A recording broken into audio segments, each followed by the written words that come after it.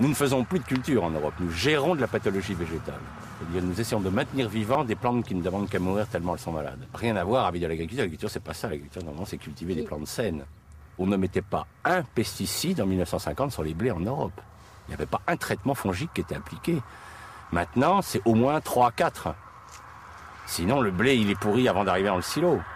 Donc il y a quand même une énorme différence, si vous voulez, au niveau. Mais ça se voit pas, parce que comme on a balancé les produits, il tient le blé, il est bien. Sauf que s'il se casse la figure, alors parce que comme on met trop d'azote, il tombe. Vous avez dû voir dans les champs les blés qui tombent. Alors on met des hormones pour raccourcir les tiges, c'est pour ça que les blés sont bien plus bas qu'autrefois. Autrefois les blés faisaient 1,50 m. Maintenant ils font 60 cm parce qu'on les raccourcit avec des hormones.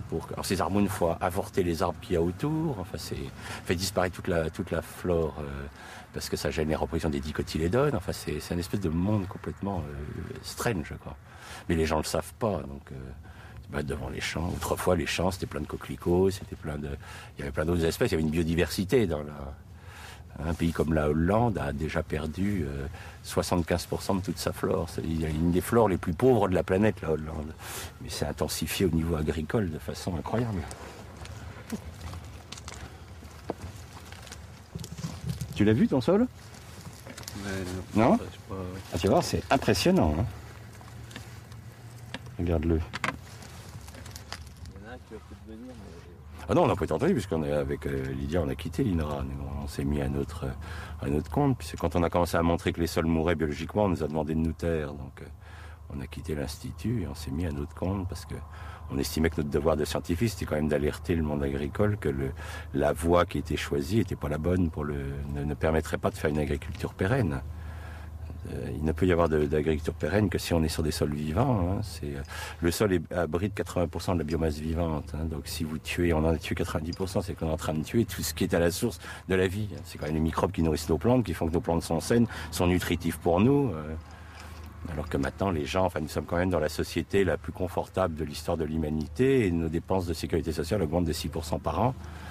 Il y a quand même des questions à se poser, quoi. Est-ce que les gens sont si bien nourris que ça pour être aussi malades ? Alors, le problème, c'est qu'effectivement, l'argumentation, c'est oui, mais regardez, ils vivent de plus en plus longtemps. Bien sûr, les gens qui en ce moment ont 80 ans n'ont pas connu l'agriculture chimique avant l'âge de 50 ans, puisque c'est apparu dans les années 70. Donc, jusqu'à 50 ans, ils ont mangé... Moi, je suis encore gamin du lait de vache qui avait du goût de lait de vache. Ça avait vraiment le goût de lait de vache, c'est pas le lait de maintenant. Donc c'est tellement récent dans l'histoire de l'humanité qu'on ne connaîtra les résultats réels et on s'inquiète puisque vous prenez la population d'enfants à l'heure actuelle en Europe, 17% des enfants sont obèses, donc on est en droit de se poser des questions sur cette qualité alimentaire. Le sol, c'est une vraie éponge. Donc, si je le gère mal, il est compact, il est serré, il se referme. Si je laisse la faune le retravailler, il va se souffler. C'est pour ça que quand vous marchez en forêt sur un sol, vous avez vu le côté moelleux du sol forestier, hein, parce qu'en fait, il est aéré par la faune, alors que le sol qui a été labouré, maltraité, il est complètement compacté, complètement resserré sur lui-même.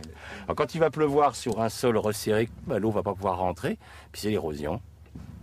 Mais c'est plus facile d'accuser la pluie d'être responsable de l'érosion, des inondations, que de dire que c'est un système agricole qui a provoqué, hein, puisque les inondations que nous avons en ce moment, hein, depuis 20 ans, nous traversons les années les plus sèches depuis 3000 ans dans l'histoire de l'Europe, et jamais il y a eu autant d'inondations. C'est-à-dire qu'on a inventé, avec l'agriculture intensive, les inondations en période sèche, ce qui est très fort, quoi. Et les écologistes, à l'heure actuelle, se posent la question de savoir à quel moment c'est l'humanité qui commencera à s'écrouler. C'est-à-dire pour le moment, on a détruit 90% de notre biodiversité en Europe, ça va encore pour nous. Donc les écologistes disent, est-ce que c'est à 95% que le système va lâcher? Est-ce que c'est... On ne sait pas. La catastrophe du Crétacé est ridicule en comparaison de ce qui se passe en ce moment. Mais ça meurt, puis les gens attendent, disent, peut-être qu'un jour on va voir quand ça va péter, quoi.